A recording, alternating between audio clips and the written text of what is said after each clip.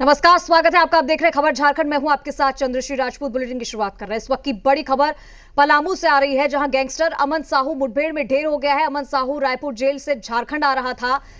चैनपुर के अंधारी ढोडा इलाके में मुठभेड़ की यह घटना हुई है।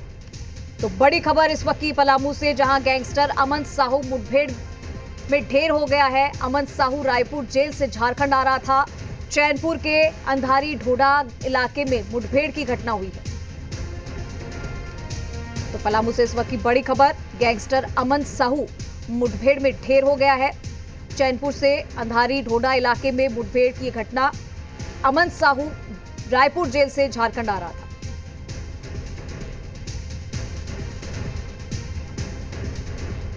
हमारे साथ श्रवण जुड़ गए हैं, ज्यादा जानकारी के लिए सीधा रुख करेंगे। श्रवण, गैंगस्टर अमन साहू मुठभेड़ में ढेर हो गया है, क्या जानकारी, कैसे ये हुआ? चंद्रश्री, ये घटना जो है वो चैनपुर थाना क्षेत्र और रामगढ़ थाना क्षेत्र का जो बॉर्डर इलाका है, वहां पर ये घटना हुई है। जो सूचना है उसके अनुसार जो गैंगस्टर, जो कुख्यात गैंगस्टर अमन साहू, वो इनकाउंटर में मारा गया है। दरअसल जो सूचना है उसमें अमन साहू छत्तीसगढ़ के रायपुर जेल में बंद था, वहां पर उसे केस में बुलाया गया था और वहां से उसे वापस एसटीएफ के स्क्वाड से उसको झारखंड लाया जा रहा था। और इसी दरमियान जो पलामू का क्षेत्र है, चैनपुर रामगढ़ का इलाका, वहां पर सूचना मिली कि अमन साहू गाड़ी, जो जिस गाड़ी से आ रहा था वो गाड़ी दुर्घटनाग्रस्त हुई और इसी दरमियान अमन साहू भागने की कोशिश किया और उस दरमियान उन्होंने एक एसटीएफ जवान की राइफल भी छीन ली और उससे उसे रोका गया, लेकिन उसने जो है फायरिंग करने की कोशिश की। तो इसी दरमियान वो पुलिस एनकाउंटर में मारा गया और इस अमन साहू की तरफ से जो गोली चली थी उसमें एक पुलिस का जवान, जो एसटीएफ है का जवान है, वो भी घायल हुआ है, जिसे इलाज के लिए अस्पताल भेजा जा रहा है। फिलहाल जो घटना स्थल है वहां से 1 किलोमीटर के दायरे को पूरी तरह से सील कर दिया गया है। किसी को भी वहां जाने की अनुमति नहीं दी जा रही है। पुलिस के आला अधिकारी, एसपी समेत अन्य जो वरीय अधिकारी है वो वहां पर पहुंचे हुए हैं और पूरे मामले की तफ्तीश कर रहे हैं। श्रवण, इसको लेकर क्या पुलिस की तरफ से कोई अभी तक स्टेटमेंट आया है? जी बिल्कुल, देखिए अभी तक कोई ऑफिशियल स्टेटमेंट पुलिस की तरफ से नहीं आया है, लेकिन जो सूचना है, जो वहां पर जो खबरें हैं कि ये स्पष्ट हो चुका है कि कुख्यात गैंगस्टर अमन साहू इनकाउंटर में मारा गया है, एक पुलिस जवान घायल है और इस पूरे मामले को लेकर जो पुलिस के वरीय अधिकारी हैं वो घटनास्थल पर कैंप कर रहे हैं। पूरे मामले की छानबीन की जा रही है, घायल जवान को अस्पताल भेजा जा रहा है, लेकिन अभी पुलिस की तरफ से कोई भी ऑफिशियल स्टेटमेंट नहीं आया है। श्रवण, एक रांची के एक छोटे से गांव से मतबा जिसको कहा जाता है, जहां से वो रहने वाला था अमन साहू, एक बड़ा गैंगस्टर, कुख्यात गैंगस्टर, और इस जिसके ऊपर 100 से ज्यादा मामले दर्ज थे, केस दर्ज थे। ऐसे में ये इस तरीके की घटना होना, अब आगे क्या देखा जाएगा इसको लेकर? जी बिल्कुल, देखिए अमन साहू आज के तारीख में कहें तो अमन साहू पूरे झारखंड में आतंक पर्याय बन चुका था। आपराधिक गिरोह में उसका नाम सबसे ऊपर रखा जाता था, चाहे वो पलामू हो, गढ़वा हो, लातेहार हो, चतरा का इलाका हो, हजारीबाग, रामगढ़, धनबाद, इन तमाम इलाकों में अमन साहू का एक वर्चस्व था और उसके नाम से ही जो बड़े बड़े संगठन के जो लोग हैं उनसे उगाही की जाती थी। चाहे वो चतरा में कोल माइंस के इलाका हो, पलामू में स्टोन, अभी कुछ दिन पहले ही पलामू में जितने भी स्टोन माइंस थे उनके जो मालिक हैं, संचालक हैं, उनसे भी रंगदारी की मांग की गई। तो तमाम इलाकों में उसका एक वर्चस्व था, उसके नाम का खौफ था और उसके नाम पर एक बड़े पैमाने पर वसूली होती थी। तो कहीं ना कहीं अमन साहू के मारे जाने पर एक झारखंड पुलिस के लिए राहत भरी खबर होगी, अपराध में कमी आने की संभावना है, लेकिन ये बात का विषय होगा। लेकिन कहीं ना कहीं अमन साहू का मारा जाना अपने आप में एक बड़ी खबर है। बिल्कुल श्रवण, बहुत शुक्रिया आपका इस तमाम जानकारी के लिए। और अब हमारे साथ लाइव जुड़ चुके हैं कामरान, उनका रुख करेंगे अपडेट के लिए। कामरान, अमन साहू रायपुर जेल से झारखंड आ रहा था, लेकिन उसी बीच मुठभेड़ हुई और वो ढेर हो गया है। बड़ा नाम है और रांची के एक छोटे से गांव मतबे का रहने वाला था, लेकिन मुठभेड़ में ढेर हो गया। अब इसको लेकर क्या कुछ अपडेट आ रही है? देखिए, सीधे तौर पर जो जानकारी थी वो श्रवण ने भी दे दी कि किस तरीके से अमन साहू मुठभेड़ में मारा गया, क्योंकि उसे लगातार पूछताछ के लिए झारखंड पुलिस ने रिमांड पर लिया था। रांची पुलिस उसे लेकर रांची आ रही थी। रायपुर जेल में वो बंद था और सीधे तौर पर पलामू में उसका इनकाउंटर हो गया। जो जानकारी मिली उसके मुताबिक वहां पर गाड़ी हादसे में पलटती है और उसके बाद वो हथियार लेकर फरार होने की कोशिश करता है। इस दौरान फायरिंग की जाती है अमन साहू की तरफ से, जिसमें एक झारखंड पुलिस का जवान घायल भी हुआ है। जवाबी कार्रवाई में पुलिस ने उसे ढेर कर दिया है। लेकिन ये जो पूरा मामला है वो गैंगस्टर अमन साहू से जुड़ा इसीलिए भी महत्वपूर्ण हो जाता है क्योंकि झारखंड में कई ऐसी घटनाएं अंजाम दी गई हैं, आपराधिक घटनाएं, जिन आपराधिक घटनाओं को अंजाम दिए जाने के बाद अमन साहू गिरोह ने उस पूरे घटना का सीधे तौर पर घटना की जिम्मेदारी ली है। और कल जब झारखंड पुलिस कप्तान डीजीपी से बात हो रही थी तो उन्होंने सीधे तौर पर कहा था कि जेल से कई गतिविधियां संचालित हो रही है। इस मामले को लेकर विधानसभा में मामला उठा था। बीजेपी ने डीजीपी को कटघरे में खड़ा करते हुए कहा था कि अगर कोई झारखंड का मुखिया ऐसी बातें कर रहा है तो आखिर उस पर कार्रवाई क्यों नहीं की जा रही है। डीजीपी कटघरे में थे, डीजीपी निशाने पर थे बीजेपी के, और अब सीधे तौर पर आज जब कार्रवाई हुई है, क्योंकि अगर अमन साहू को रिमांड पर लाया जा रहा था और वो भागने की कोशिश कर रहा था, एनकाउंटर में उसकी मौत हो गई है। अब बीजेपी इस मामले पर भी सवाल उठा रही है। बीजेपी का कहना यह है कि पुलिस कस्टडी में था अमन साहू और ऐसे में उसकी सुरक्षा सीधे तौर पर झारखंड पुलिस की जिम्मेदारी थी। लेकिन अगर वो भागने के दौरान उसकी एनकाउंटर में मौत होती है तो सीधे तौर पर यह भी पुलिसिया कार्रवाई के सवालिया घेरे पर पुलिसिया कार्रवाई है। अब देखना है कि इस मामले पर, क्योंकि आज हाउस है, विधानसभा सत्र का 11वां दिन है और जब आज सुबह सुबह एनकाउंटर की खबर आई है तो सीधे तौर पर विपक्ष सत्ता पक्ष को इस मामले पर भी घेरता हुआ नजर आएगा। लेकिन पुलिस के लिए एक बड़ी कामयाबी है क्योंकि लगातार कई ऐसी घटनाएं हुई थी। अगर हजारीबाग की घटना की बात करें, एनटीपीसी के जो एक अधिकारी थे उन्हें मौत के घाट उतार दिया गया, जिम्मेदारी अमन साहू गिरोह ने ली थी। रांची में परसों जब गोली चली थी, बरियातू में कोयला कारोबारी की जान लेने की कोशिश की गई थी, कई राउंड फायरिंग की गई थी, उस मामले की भी जिम्मेदारी सोशल मीडिया के जरिए अमन साहू गिरोह ने ली थी। तो सीधे तौर पर एक तरीके से आतंक था पूरे झारखंड में अमन साहू का, और अब जब उसका एनकाउंटर हो गया है तो पुलिस के लिए सीधे तौर पर एक राहत भरी खबर है। जी बिल्कुल कामरान, क्योंकि झारखंड पुलिस के लिए देखा जाए तो अमन साहू एक बहुत बड़ी चुनौती थी और जिस तरीके से, क्योंकि अब मुठभेड़ में वो मारा गया है, जाहिर तौर पर ये बात उठेगी, विधानसभा में भी ये मुद्दा जरूर उठेगा और विपक्ष लगातार इस मुद्दे को उठाएगा ही। लेकिन क्योंकि उसके ऊपर बहुत सारे केस पहले से ही थे, बात करें तो उसने कोयला कारोबारी उसके निशाने पर था, ट्रांसपोर्टर, ठेकेदार, रियल एस्टेट कारोबारी, बड़े बड़े बिल्डर्स उसके निशाने पर थे। तो क्या कहा जाए, इसको कैसे देखा जाए कि अब उसका जिस तरीके से मुठभेड़ में वो मारा गया, अब पुलिस को कहीं ना कहीं ऐसी राहत है या फिर ये आने वाले समय में इसका मुद्दा और बन सकता है, विपक्ष और इस मुद्दे को उठाएगा, क्योंकि सुरक्षा का जिम्मा तो उन्हीं के पास में था। देखिए, पुलिस के लिए तो अमन साहू एक बड़ी चुनौती इसीलिए था क्योंकि भले ही वो पुलिस कस्टडी में था या जुडिशियल कस्टडी में था, जेल में बंद था, लेकिन उसका जो गैंग है वो पूरी तरीके से झारखंड के अलग अलग जिलों में एक्टिव था। खास तौर पर जो कोयला कारोबार जहां पर होता है उस क्षेत्र में काफी ज्यादा एक्टिव था। राजधानी रांची में भी कई फिरौती की रकम लेने की बात, गोलीबारी की बात सामने आई थी, जिसकी अमन साहू ने जिम्मेदारी भी ली थी।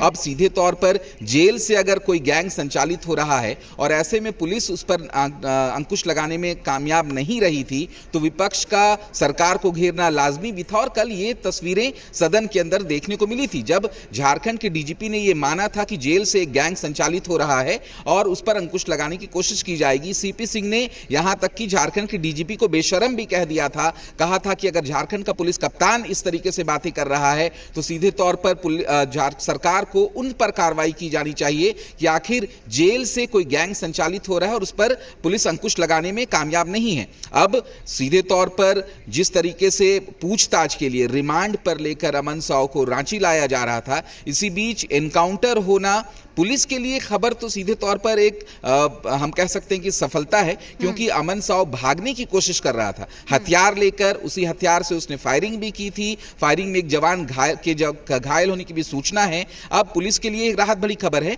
लेकिन जो गैंग पूरे झारखंड में संचालित था, क्योंकि अमन साहू पहले भी जेल के अंदर था और जेल से अंदर रहकर वो अपने गैंग को संचालित कर रहा था, लगातार आपराधिक घटनाओं को अंजाम दिया जा रहा था। तो ऐसे में जो गैंग का सरगना है उसका मारा जाना, सीधे तौर पर गैंग के मनोबल पर तो असर पड़ेगा, लेकिन पूरी तरीके से पुलिस कैसे इन चुनौतियों से निपटती है ये आने वाला वक्त बताएगा। जी कामरान, अभी भी अमन साहू का जो भाई है आकाश साहू वो जेल में है और जो बाकी गुर्गे हैं अमन साहू के जो उसकी गैंग में शामिल थे, अब उनके ऊपर कैसा शिकंजा कसा जाएगा, क्योंकि इसके कनेक्शन विश्नोई गैंग से भी बताए जा रहे थे और लगातार इस पांडे गिरोह का जो सरगना था विकास तिवारी वो भी जेल में है। अगर बात करें हम गैंग रामगढ़ की, रांची, हजारीबाग, लातेहार, पलामू में आपराधिक घटनाओं को तमाम जगह अंजाम दिया है, तो अब उसकी गैंग कितनी बड़ी चुनौती है? देखिए, अमन साहू भले ही झारखंड में पूरी तरीके से एक्टिव था और जैसा भी कि आप जिक्र भी कर रही हैं कि लॉरेंस बिश्नोई से उसके कनेक्शन होने की बात सामने आई थी और राज्य के अलग अलग हिस्सों में, अलग अलग देश के अलग अलग राज्यों में जो गैंग संचालित हो रहे हैं, एक तरीके से तमाम लोगों के संरक्षण में ही कई घटनाओं को अंजाम दिया जाता, तो लोग एक दूसरे गैंग से मदद भी लेते थे। इसीलिए अमन साहू को रायपुर में रखा गया था ताकि अन्य लोगों से, अन्य अपराधियों से दूर रखा जा सके। लेकिन कई जो रांची में ऐसे मामले हुए थे, हजारीबाग में जो हत्या की गई थी, अमन साहू गिरोह ने उस हत्या की जिम्मेदारी ली थी, उसके बाद रांची पुलिस ये चाहती थी कि अमन साहू से गहन पूछताछ की जा सके, क्योंकि पूछताछ में इस बात का खुलासा हो सकता था कि आखिर कौन कौन से गैंग में सदस्य हैं और गैंग जो संचालित हो रहा है, तो यहां पर उसका मिनी गैंग कौन आगे लेकर चल रहा है जो अमन साहू के इशारे पर किसी के भी जान लेने की ताकत रखता था और किसी पर भी फायरिंग करने की ताकत रखता था। अब ऐसे में जब उसका भाई भी जेल में बंद है तो एक डेंट तो सीधे तौर पर इस पूरे गैंग को लगा है, लेकिन अब देखना है कि पुलिस पूरी तरीके से गैंग को कैसे खत्म करती है, क्योंकि जिस चीज का जिक्र मैं पहले भी कर रहा हूं कि अमन साहू जेल से रहकर अपने गैंग को संचालित किया करता था, यानी गैंग के जो सदस्य हैं वो जेल से बाहर है और वो काफी ज्यादा खूंखार भी माने जाते हैं। एक इशारा अमन साहू का सीधे तौर पर जो जिस पर निशाना साधा जाता था वो ढेर हो जाता था, फिरौती की रकम मांगी जाती थी, बड़ी बड़ी कंपनियों से सीधे तौर पर फिरौती की रकम मानी जाती थी। तो अब जब अमन साहू का एनकाउंटर हुआ है तो ऐसे में उसके गैंग का भी डेंट होना लाजमी है, लेकिन देखना है कि पुलिस इस चुनौती को, इस मौके को किस तरीके से चुनौती के तौर पर लेती है और किस तरीके से आगे की कार्रवाई करती है। जी कामरान, हमने देखा है कि लगातार जो अपराधी हैं उनमें खौफ पैदा करने के लिए और जनता का विश्वास जीतने के लिए पुलिस बहुत सारे प्रयास कर रही है, लेकिन बावजूद इसके ये चीजें कम नहीं हो रही है। अब इस तरीके के बड़े बड़े गैंगस्टर अगर मुठभेड़ में मारे जाते हैं, खत्म हो जाते हैं, तो उनका तो खौफ खत्म होगा ही, लेकिन जो पीछे उनके गैंग है वो गैंग में एक नया सरगना पैदा होगा। लेकिन ये चेन चलती रहेगी, इस पर पूरा कंट्रोल कैसे किया जाएगा? देखिए, इसी पूरे कंट्रोल को लेकर झारखंड पुलिस ने अपनी कवायद तेज कर दी है और जैसा कि अभी मंत्री योगेंद्र प्रसाद ने सीधे तौर पर कहा कि उन्होंने पहले ही कहा था कि झारखंड में जो भी ऐसे गैंग पनप रहे हैं उन पर अंकुश लगाया जाएगा। तो अब ये सीधा हमला जो है वो गैंगस्टर का गैंग के हेड पर किया गया है, यानी जो कुख्यात गैंगस्टर रहा है उस पर किया गया है। अब जब उसको इसकी एनकाउंटर में मौत होती है तो जो गैंग के अन्य सदस्य हैं वो थोड़े बैकफुट में वापस आएंगे ही, लेकिन सीधे तौर पर यह भी कहा जाता है कि अगर किसी के सरगना को पुलिस अपना निशाना बनाती है तो गैंग एक साथ एक्टिव हो सकते हैं। यही एक्टिव अगर गैंग होते हैं तो पुलिस के लिए एक बड़ी चुनौती होगी, लेकिन एक मौका है पुलिस के पास, क्योंकि अगर गैंग का सरगना जब ढेर हो चुका है तो गैंग के अन्य सदस्यों को भी पर भी अगर कानून का शिकंजा कसता है तो पुलिस इसमें अगर कामयाबी का हासिल करती है तो सीधे तौर पर ये पुलिस के लिए एक बड़ी कामयाबी होगी। कामरान, आप हमारे साथ बने रहिए, आपके पास हम फिर से लौटेंगे तमाम अपडेट्स के लिए और हम आपको लगातार बता रहे हैं कि एक बड़ा ये एनकाउंटर हुआ और गैंगस्टर अमन साहू के एनकाउंटर पर राजनीतिक प्रतिक्रिया भी सामने आ रही है। आपको सुनाते हैं, हम देखिए। मैंने कल ही कहा था कि कानून अपना काम करेगा, कानून की व्यवस्था राज्य में स्थापित है। तो इसको किस रूप में देखा जाए, जिस तरह से अब अपराध का ग्राफ बढ़ा हुआ है तो अपराध को रोकने के लिए पुलिस तत्परता के साथ खड़ी है। हाँ, तो गलत जो करेगा वो तो मराएगा ही।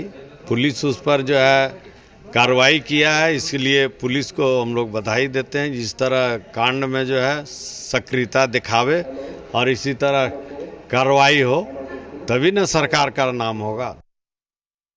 लेकिन डीजीपी साहब का जो कल बयान आया था गैर जिम्मेदाराना कह सकते हैं कि उन्होंने कहा था कि जेल से आपराधिक घटनाएं का संचालन होता है और आप लोग के मीडिया के माध्यम से ही पता चला कि रिमांड में अमन साहू को झारखंड लाया जा रहा है और ये घटना हुई है, तो हम जानकारी अभी आप लोग दे रहे हैं। चलिए, हमारे साथ कामरान लगातार जुड़े हुए हैं, फिर से रुक करेंगे। कामरान, अब गैंगस्टर अमन साहू के एनकाउंटर के ऊपर राजनीतिक प्रतिक्रियाएं भी सामने आ रही है।